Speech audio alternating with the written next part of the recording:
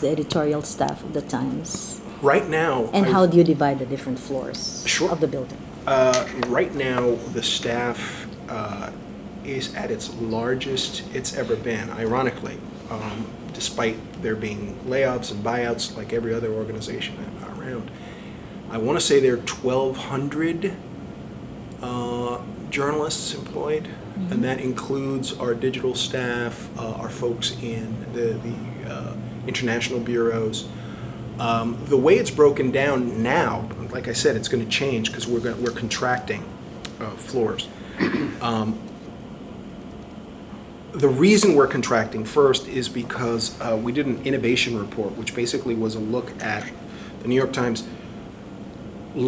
took a very painful look at what was going on, or why, as a news organization, there was the feeling that we were behind on certain technological innovations, because the Times has been around for 160 plus years. It's a big company, and big companies don't tend to move or shift with technology and with just corporate shifts in the way we do business. It's a big organization. So this digital innovation report basically took a very difficult and painful look at what we need to do to compete with the smaller news organizations, with online news organizations that don't have the overhead that we do, that don't have the resources that we do, so they're able to be more nimble than we are. So the decision was to incorporate. Traditionally, we always had almost all news organizations that I've been familiar with have a wall between the business side and the news side. Mm-hmm. And what we're trying to do now is collapse that wall. Oh. There's no more. That doesn't mean our journalism is going to be affected. We're not going to be running stories that are going to be specifically attractive to advertisers. Mm-hmm. But there's a thinking that we have to be more responsive to our audience, and by that token, by what we make available through our business side and how they can sell our product. So the idea is to try to get as much different energy.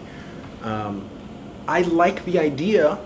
I'm an old school journalist anyway, but I like the idea because even here you get the vibe that it's more of a technology organization now instead of a news organization. But traditionally the existing floors now, second, third, and fourth floors are known as the podium, the newsroom podium. And basically it stretches the length of between 40th and 41st Street. You'll see it when we go down. We're going to sneak in. Then there's a huge opening in the middle where our news desk, our masthead sits. And basically all of our hard news sections and culture sit on the fourth, the third, and the second floor. Business is on second, business and sports.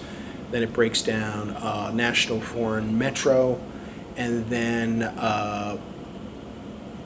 photo, video, and culture on the fourth floor. Magazine and other departments are spread out between the 13th and the fourth floor. Where does the publisher? Right here. Oh, here. On this Yeah, right across on the other side. So I wouldn't be surprised if he wanders by, sees me, and says, "Hey, what's going on?" and walks in. He's known to do that. Oh, really? He's a very nice guy. That would be great if that happens. The publisher and Mark Thompson, the president, sit on this side, and we also have T-Brand, which is our sort of our, I guess it's a marketing arm. They basically work mostly with our advertising team. By contracting, do you mean like the journalists are just paid per story and not regular workers or employees? I'm sorry, in what context? You said contracting. You're contracting. Oh, contracting. I mean, we're getting smaller. Oh, I thought you're like. No, we also we handle we hire freelancers all the time. But I mean, they make, if you add them into our staff. You're 1,200.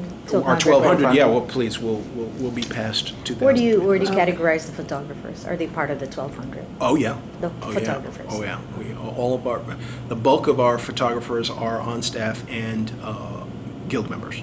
What about the correspondents all over the world? Are they part of the 1,200? Mm-hmm. Okay. part of the 1200. It's a big step. The way it's funny because of not only because of the pushback and the nonsense we're getting from folks like the U.S. president and the Filipino president. I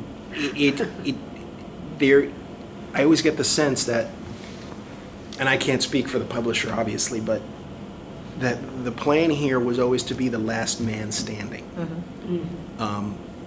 The New York Times, the Washington Post, Wall Street Journal, all the large U.S. news organizations, they're sort of like the last, the last stand against a huge, dangerous change in how news and how people like the president are held accountable for what they're doing. So there's been a weird sense of like we're on a mission now.